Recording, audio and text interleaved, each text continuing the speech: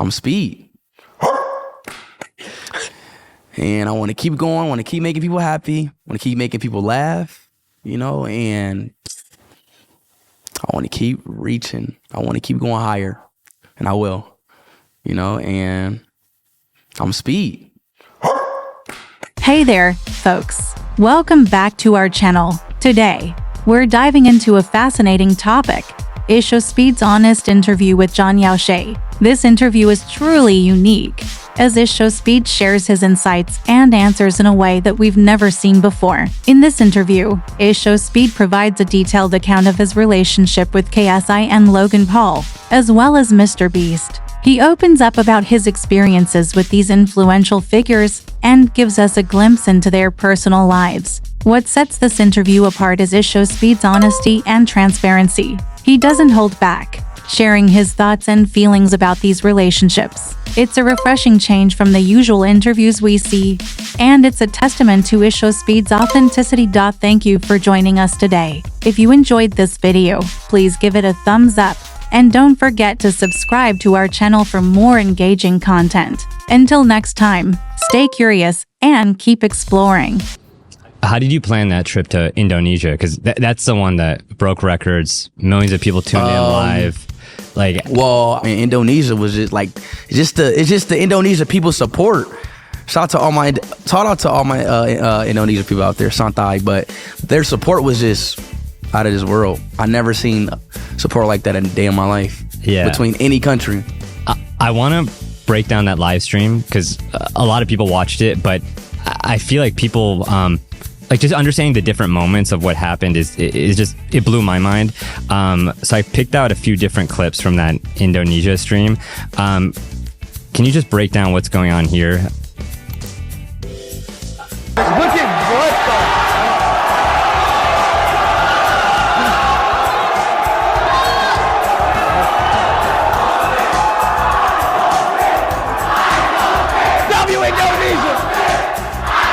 the... Well, listen, when I do my IRL streams, shit get wild and shit get crazy. So I pop this, that's like 1 hour in my stream. Yeah, I know. I don't even think probably 1 hour, maybe 40 minutes, and for maybe 30, 40 minutes into that stream.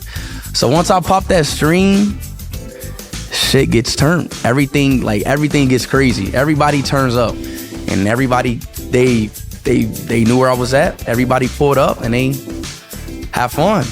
We turn up. But you know what's crazy is a lot of creators will try to do meetups and get people to come. You didn't even announce the location of where you were going. Oh no. We never know. I couldn't. If I announced the location of where I'm gonna be at, it would be too hectic. I wouldn't even be able to walk. I can barely walk now, even just doing IRL streaming. I wouldn't even be able to move. So I cannot give out any location. Does it ever get too crazy? Yes. What are some of the crazier moments? I was in Malaysia. I was locked inside of literally a restaurant. I couldn't get out of the restaurant because there was just too many people and I just couldn't get out. It just wouldn't be safe. For instance, really in Austria, I was locked in another restaurant. It's usually when I go into a place, even in Norway, oh my God, that was probably the worst. In Norway, I went into a souvenir. I stayed in there for 10 minutes. When I tried to get out, it was too many people and I couldn't get out. Then How do you plan your live streams? What mix is spontaneous, let's just wing it and go with the flow, versus let's hit these stops while we're in this country? It's pretty much improvised and just natural. Obviously, we plan out the which location we're going to go to, but everything is just natural. Everything is just random events. Stuff just happens. There's no because I talk to a lot of YouTubers who are all right, I got to think about the idea, I got to think about my intro, what I'm gonna say. Nah, you're winging everything. Yeah, that's the beauty of it. That's the beauty of streaming. That's why I love streaming. No scripting, straight having fun. Can you tell me about other moments where you've streamed all over the world, and even in Albania, the prime minister heard you were in town, and then did he how did that happen? No, that was crazy. See, that's what I mean by stuff just be happening. I don't even know how. I was IRL streaming, then some kid literally randomly came up to my security, was like, I know the prime minister. Then my security was like, nah, you like, you know, like you chatting shit, leave. But I was like, no, hear him out. Then I heard him out. Literally, we got his number. Like 20 minutes later in my stream, we pull up to the prime minister thing. I met him. Like, then like, you know, it went crazy. Like, that's what I mean, how like stuff just be happening, you know? That's why I love streaming. Like, it's just everything's live and anything can happen, you know? That's why I truly love it. Well, was there other moment, like because now you're huge and like anywhere you go, you attract attention, like people are gifting you stuff, like they're, you know, introducing you to prime ministers.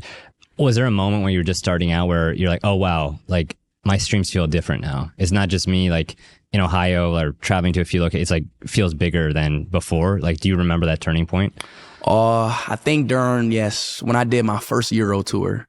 That's when I first did, like, that was my first tour, and we improvised that so well. It wasn't supposed to be a tour at all, but we made it to one. Like I was like, whoa, like, this is something that I'm actually doing big. Then after the Euro tour, I followed up with the Southeast Asia tour. Now I'm doing more tours. But that Euro tour, that really set my eyes open. Like, it really made me think about so much that I can do.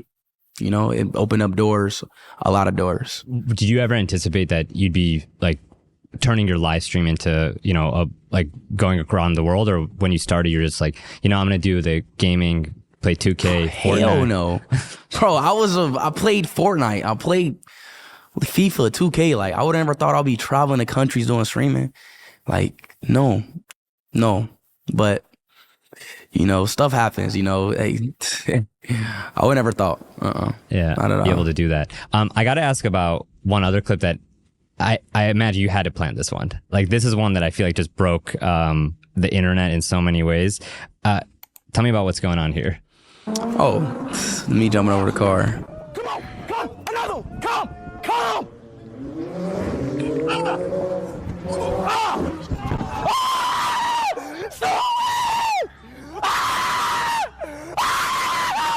I did it again!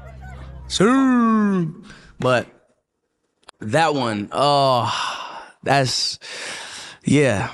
You jumping over 2 Lambos. Yes, I actually did that. So I do want to make that clear. This is real. This is true. I did it in the actual street. There's multiple camera angles. There's even people recording that's like regular people. That's like, everything's real. I actually did that. Like, after you do it, because it happens like in 2 seconds. Like, soon as you get down, you like, let's go. Like, I did it.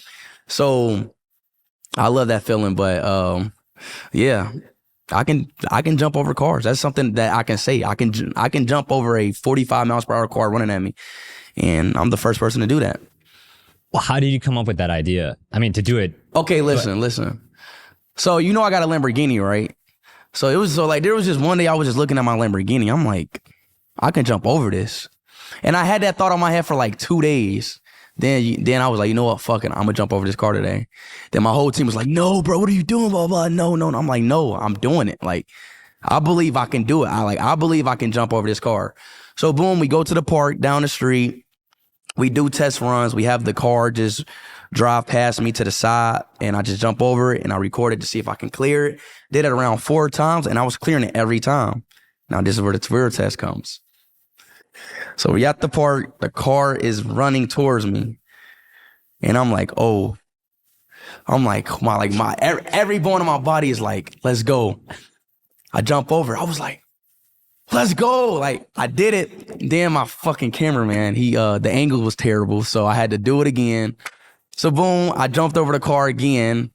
Then the camera, then the drone camera didn't record. So then a third time I did it. Then it got all the right angles. Then I posted it on Instagram. How do you think about your YouTube channels? Because you have your main one that has over 33 million subscribers, and then you have your clips one where you take like 6-7 minute like moments from the live streams, and then you have like even shorter form clips on TikTok, like live. Like, there's just a whole like speed universe. Can you break down those different channels? Like, how many subscribers they have? My main channel has 33 million. Live Speedy has, I might be wrong, I think 12.4 million. Speedy Boykins, my clips channel, has 2 million. And I have another channel, it's called Speed Universe. I think it just hit 2 million or 3 million. And each of them is different. How are they different? My main channel is just everything raw, you know, just my like my actual raw full live streams. Live Speedy is just the highlights of each of the live stream. Speedy Boykins are like a minute and under clips or 2-minute clips or 13. Sometimes it'd be a 13-second clip of the live stream. And Speed Universe is like another version of Live Speedy, but in a different format way. You know what I'm saying? Tell me more. Okay, so say if I flew on the bird in Cambodia, the Live Speedy video would be like Speed flies on a bird and blah blah blah in Cambodia, and Speed Universe would be like, it would be like another title and like a different thumbnail, just like a different feel. Yeah. Into Live Speedy, but it's different. Yeah. If that makes sense. How are you deciding what moments from those 3-4 hour live streams to clip, like the 6-minute version, the 1-minute version, the other 1 minute? Like, how do you think about that? I'm a professional at what I do, at content creating, and you know, if that's a video, that's a video. You know, like it's just really picking up the best moments. You know, and I know what's the best moments, and I know what will make a video. Is that right after the stream ends? Like you're deciding, let me clip that moment, or like? I mean, I'm not the one clipping it. You're not. Sometimes I could be streaming like during the stream, and say if I just met freaking Namor, my editor will already be on that and edit and post it while I'm live streaming. Really? Yes. So they're watching. Yes. All of my editors watch the live stream as I'm like, I text them, I'm like, yo, I'm live. Like, I tell them the time that I'm live, and I tell them what I'm doing just to give them a heads up. Sometimes they even they like pre-make a thumbnail so they can get it up quick. But I text them when I'm live, and I tell them, and they're watching the live stream, and they sometimes get the video as I'm live. Whoa.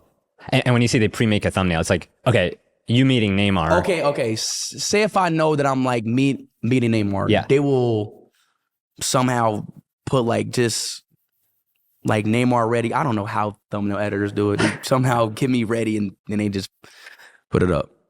Did you ever anticipate that you'd be like turning your live stream into, you know, like going around the world? Or when you started, you're just like, you know, I'm going to do the gaming, play 2K, Fortnite? Hell no.